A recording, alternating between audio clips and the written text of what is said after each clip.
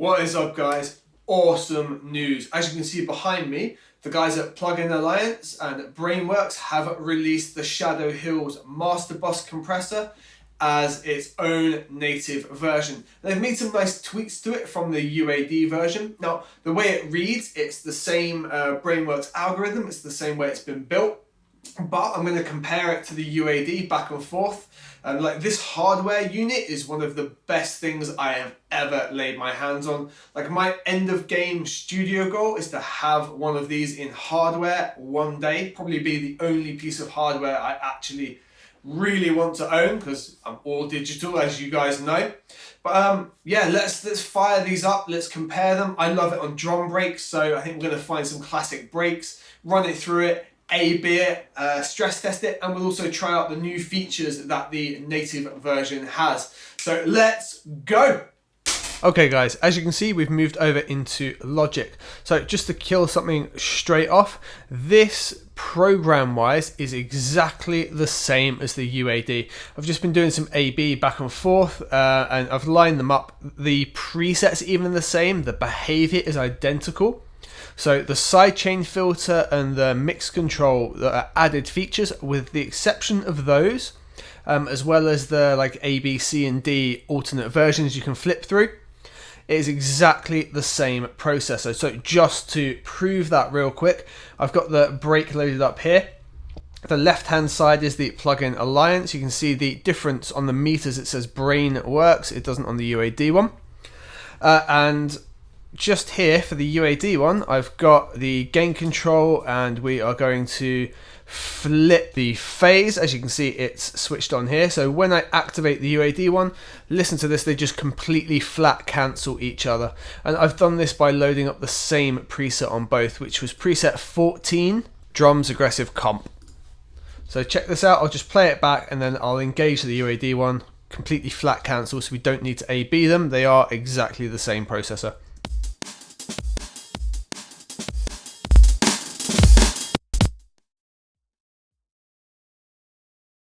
And it's not even like it's kind of a close null, it is a complete null. Like, there's no signal right down to minus 60 dB. So it is exactly the same processor, guys, as the UAD version. So when we get a price for this, that could be really interesting. So let's move on and we'll have a look at the compressor itself, break it down, how we can use it, and have a listen to it. Okay guys, so we've established that this Brainworx version, algorithmically, hasn't had any changes to the UAD version. In fact, they null cancel. So let's just break this guy down and have a listen to it. If you already own the UAD version, we're curious about that, you don't need to go any further than this. So what I've done, guys, is I've got one of my tracks loaded up and I've got a break loaded up from my free sample pack. If you like the break or want any of the other sounds in it, you can download that in the description. And we're just going to go over how this compressor functions, and you can set it up. We'll have a little listen to it on the break and a full mix. So for anyone unfamiliar with the Shadow Hills Mastering Compressor, it looks quite a daunting thing. And essentially what's going on is we've got two compressors working together, and then we've got three different circuitries for those compressors. Now in mixing, every now and then you'll find it really useful to use two compressors just to do some extra heavy lifting. You might have one with quite a slow attack, just doing a couple of dB, bringing up the tail of things. You might have something else that slams the transients. By having two compressors do different little areas of heavy lifting, you can get some pretty detailed processing. This is especially evident in mastering for certain genres, and it just so happens that that's what this was designed for and the kind of process it's got. So you've got an optical compressor, and then we've got what's called the discrete compressor. This has two modes, okay? It has a stereo and a dual mono mode. And if we look right in the center here, we've got this switch, stereo and dual mono. Now, when it's in stereo mode, the left-hand controls function for the whole thing. And the way I've got it at the moment, that's how we're going to have it functioning. Now, if I was to switch it to dual mono, left and right, then going to operate independently. So while it's in stereo, we can still manipulate the controls on the right hand side here. However, they will have no effect. They're basically in bypass. And we've got a duplicate on the left hand controls. So that's why you'll only see me affecting the left hand side. The right hand side will not mimic. However, if I change controls such as the circuitry, it will mimic the lighting to let you know, but not the controls themselves. So starting up in the top left, we've got our optical threshold, and we can introduce that in really minute increments, but they are snap increments. There's no double click and typing in values here. You need to dial it in and listen. And just next to that, we've got our meter select. So we can see whether we're looking at the optical, the discrete, or the output. What is quite nice, even in the stereo mode, you can have this. So we've got 2 meters, so we can look at the optical and we can look at the discrete at the same time. Currently that's set up so the optical is going to be present here on the left, and we can see it's selected here. And the discrete is going to be present here on the right, and we can see that's selected up here. We can also disable the optical circuitry altogether just by switching it out here.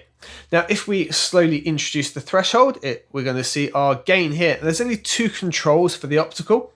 We've got our threshold and we've got our makeup gain. So it's just these 2 controls here. So let's just dial in a little bit of optical compression on our drum break.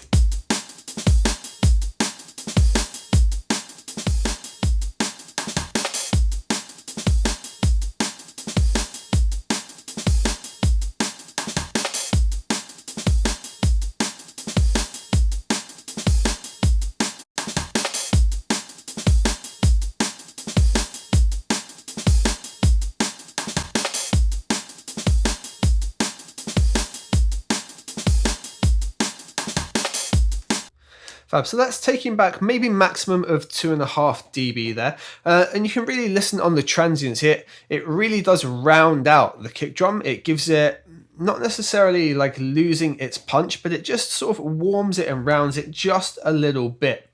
And that's with... So let's just have a listen to that. Really focus on the kick drum and listen how when it engages, it just kind of rounds it off. Not in a bad way at all, but you can hear a difference, especially on that low end.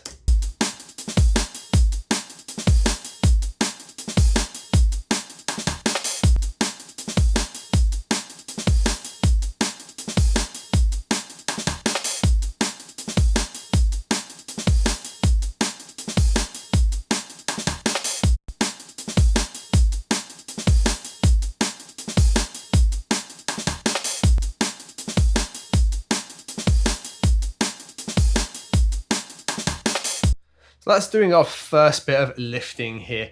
So let's have a look now at the discrete compressor section. So control wise, we're now looking at these section of controls around here. We've got our discrete in and out switch. Obviously we want it in this case. And this time we've got some of the more common compressor controls we're going to be used to. So we've got our ratio, 1.2, 2, 3, 4, 6, and flood. When it's set to flood, it's a 20:1 ratio, and that's essentially going to be limiting here. I'm going to dial it back just to the 1.2. We can have a listen to some of the other ratios as we go through. We've got our attack as well, and our attack is measured out in milliseconds. And it's got some of the attack speeds that you'd be familiar with on some other bus compressors, similar to what you would definitely find on the SSL master bus, for example. Just below our ratio is our threshold, so we also need to bring our threshold in for compression to start. Next to it, we've got our discrete recover, and the controls are in seconds, milliseconds again, obviously with 0.1 being a millisecond value. Just to note as well, we can push this right round to dual, and what dual does is also mimics the dual stage recovery of the optical compressor as well.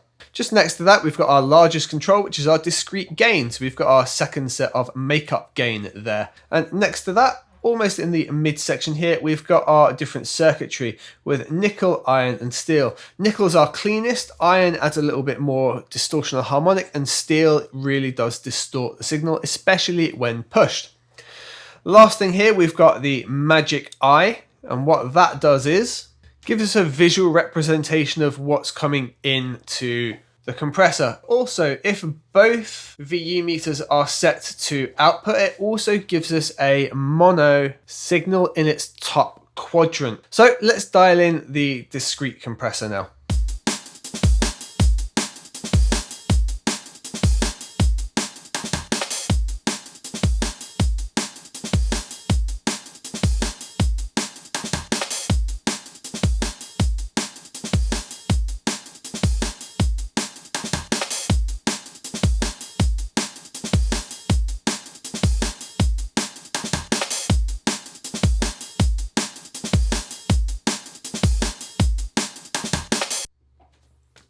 Now just there, I couldn't get an exact measure of the same output due to the way it's compressing, dependent on the signal and the difference in output gain and ratios that we have available to us.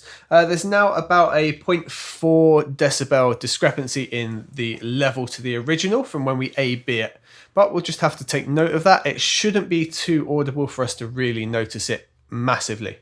So we've got the optical compressor doing just a little bit of warming, definitely affecting the transients and giving us a bit of a rounding on especially the low end.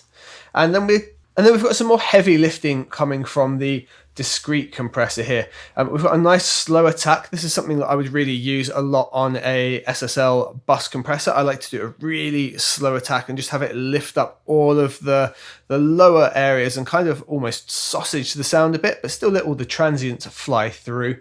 So I've got that doing the second bit of heavy lifting.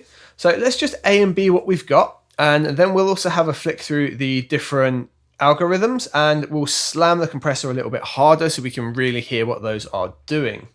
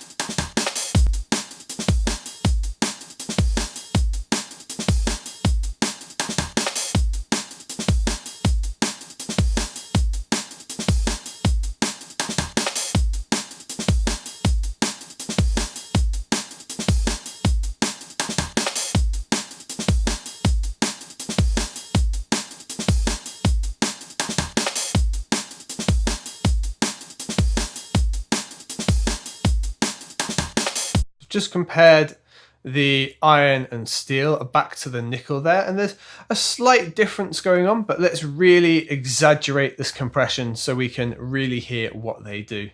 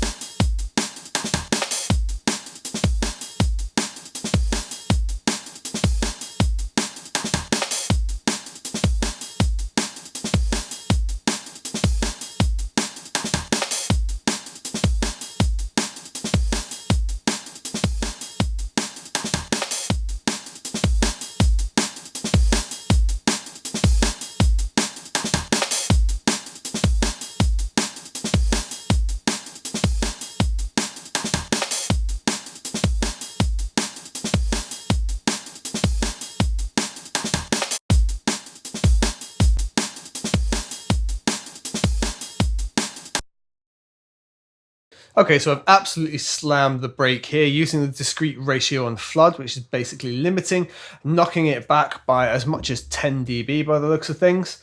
And we'll just flick through from nickel, iron, and steel, and then back through. What I would say is focus on the snare, sort of the top end rattle of the snare more than anything. That's where you really start to notice the difference in extra harmonics coming in as we change through these different processing signal types.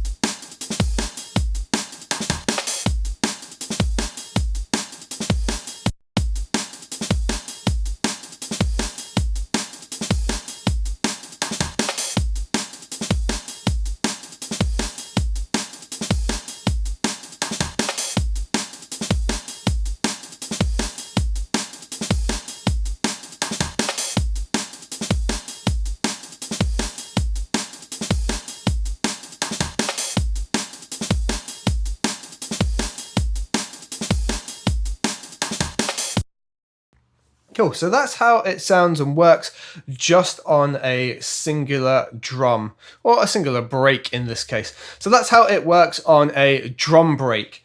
So how does it process an entire mix? So I have got here one of my tracks to be released.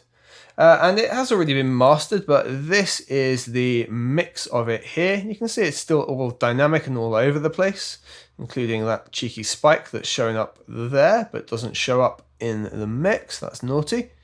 Let's take a chunk of this.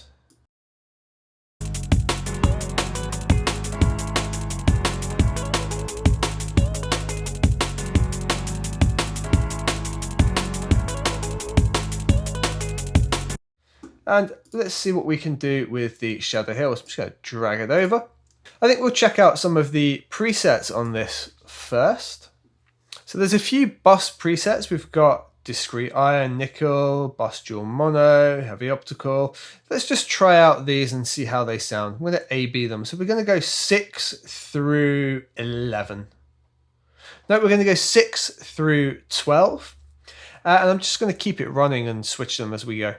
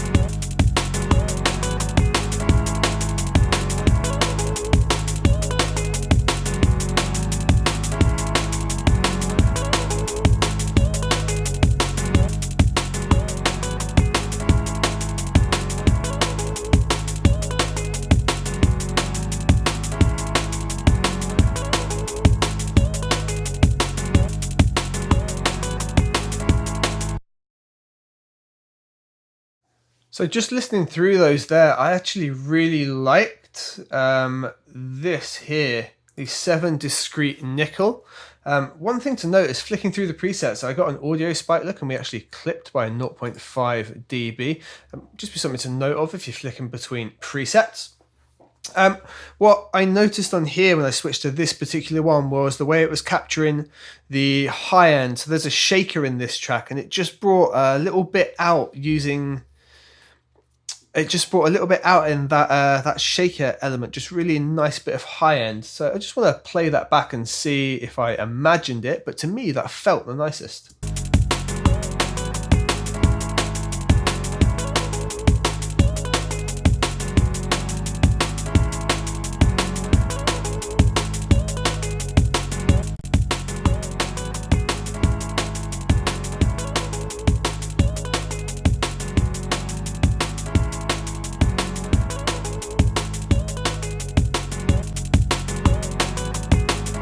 Cool. So the trick it played on me was it's about 1.5 dB, maybe 2 dB louder, and that's simply why the balance is still pretty flat. It does get a little bit nice on the high end, and that shaker comes out, but that's the difference it's really making. It's a lot louder than I was expecting.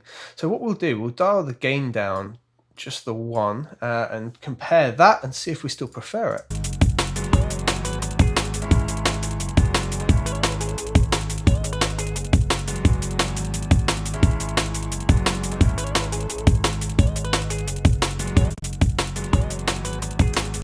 Gain needs to come down further.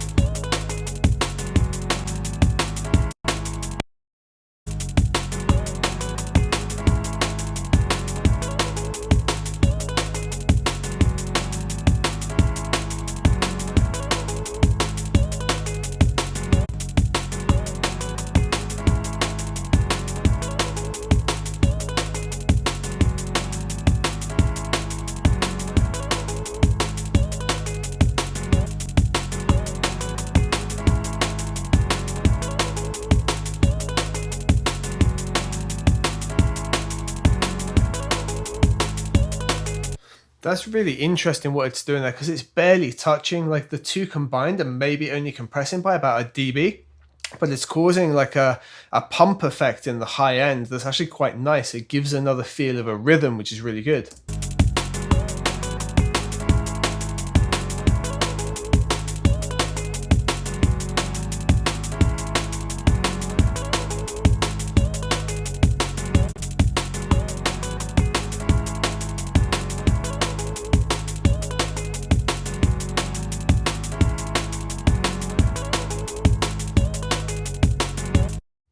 Well guys, I'm going to keep playing around with this, but that is essentially what this tool allows us to do and what it sounds like. I don't know whether or not it's essential for me to get yet. I have so many compressors already, but I'm going to keep playing around with it in the next few days. And if you guys want to know how I'm feeling about it, just ask in the comments down below and I'll let you know if I decided to get it or if I'm still using it. And I'd love to know what you think of it as well. Were you using the UAD version? Are you excited that there's now a plugin version of it as well? Thanks for watching guys. I hope the video was helpful to you and I will see you on the next one.